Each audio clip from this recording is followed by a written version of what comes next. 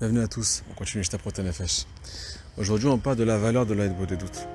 Imagine-toi une parole très difficile que Rabbi Nachman a dit. Bikatan ve'al gadol, de petits à grands. C'est impossible d'être un juif kasher, c'est-à-dire un juif de base, pas quelqu'un qui est un érudit, pas quelqu'un qui est pieux, un juif normal, sans faire aide des doutes. Même les gens les plus grands que tu connais, même ceux qui étudient la Torah toute la journée, qui font des grandes prières, des actes de bonté, ainsi de suite.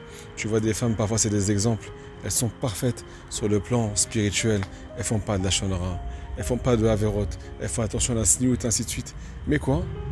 Ces personnes-là qui sont tellement grandes n'ont pas un moment pour se retrouver avec Hachem. On dit Rabbi Nachman, même le plus bas niveau, qui est ce qu'on appelle la normalité, ils ne pourront pas l'atteindre.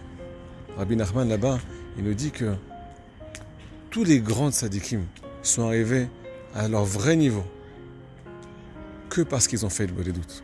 Et là-bas, il a pris l'exemple, un des descendants du Baal Shem Tov, qui faisait ce qu'on appelle beaucoup cette anaga, ce comportement-là, d'avoir un rendez-vous avec Hachem. Et il a dit, tu vois celui-là là-bas, il pleure beaucoup devant Hachem.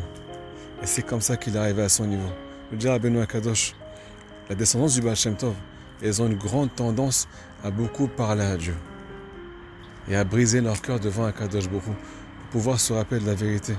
Pourquoi ils sont venus dans ce monde? Et ça, c'est tout le principe du Tehillim. David Améler, il a pris toutes les épreuves de sa vie et il a brisé son cœur pour briser ces épreuves et pour Rabotai avoir un cœur entier avec Dieu.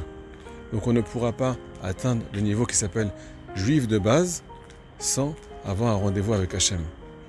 Maintenant on explique. Imaginez-vous, quelqu'un étudie, il étudie toute la journée la Torah. Il fait plein de mitzvot. Il est génial. Il fait attention à ses traits de caractère, ainsi de suite. Mais quoi?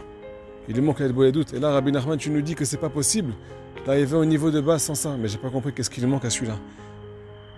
Alors écoutez, j'ai une parabole pour vous. Quelqu'un il va se faire un café au lait. Il a du café, il a du sucre, il a un verre, il a de l'eau chaude, il a du lait. Sauf que quoi? Il n'a pas de cuillère. Alors imaginez-vous, quel goût il va avoir son café? Il n'aura pas de goût. Il ne va pas sentir la douceur de ce café-là. Pourquoi? Parce qu'il ne peut pas remuer. C'est pareil, des fois on a plein de Torah, plein de mitzvot, plein d'ambitions, plein de bonnes choses. Sauf que quoi? On n'a pas un temps pour les rapprocher de notre cœur. On ne vient pas faire ce qu'on appelle réfléchir. Où j'en suis par rapport à ce que j'ai étudié? Où j'en suis par rapport à mon but de ma vie dans ce monde? Peut-être que je peux encore évoluer. Peut-être que je fais mal les choses. Peut-être que je pense avec beaucoup de mensonges. Peut-être que je suis plongé dans le mensonge. Peut-être que je vois mal la vie. Peut-être que je me bats avec Dieu. Peut-être que je suis en colère contre lui. Peut-être que je suis bloqué dans mon couple. Peut-être que je suis bloqué avec mes enfants. Peut-être que je suis bloqué avec moi-même. Peut-être que je ne suis pas serein. Peut-être que je ne suis pas sereine. Peut-être que j'ai besoin de m'asseoir et de faire du tri pour enfin pouvoir sortir et me détacher, me délivrer de ce mensonge. Aujourd'hui, j'ai réfléchi, les amis. J'ai pensé à nos frères juifs qui sont capturés à Gaza. Oui, ils sont capturés sur le plan matériel, sur le plan physique. Mais nous, les juifs qui sont, entre guillemets, en liberté aujourd'hui, peut-être aussi qu'on est capturés sur le plan spirituel.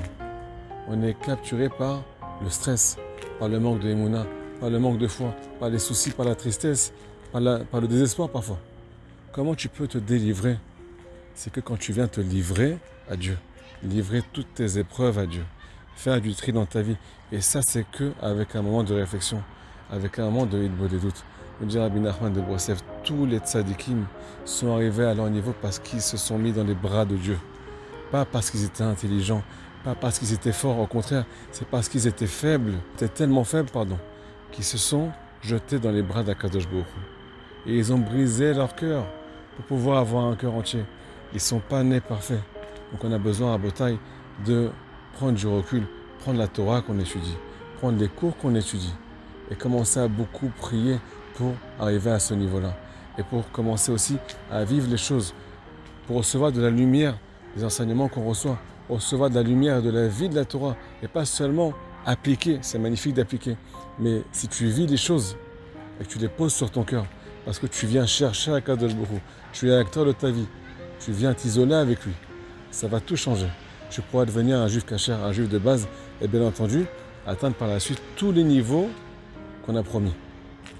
c'est-à-dire parfaire ton nefesh, ton instinct animal, ton rouar, ta neshama, chaya yechida, atteindre les 5 niveaux de l'âme.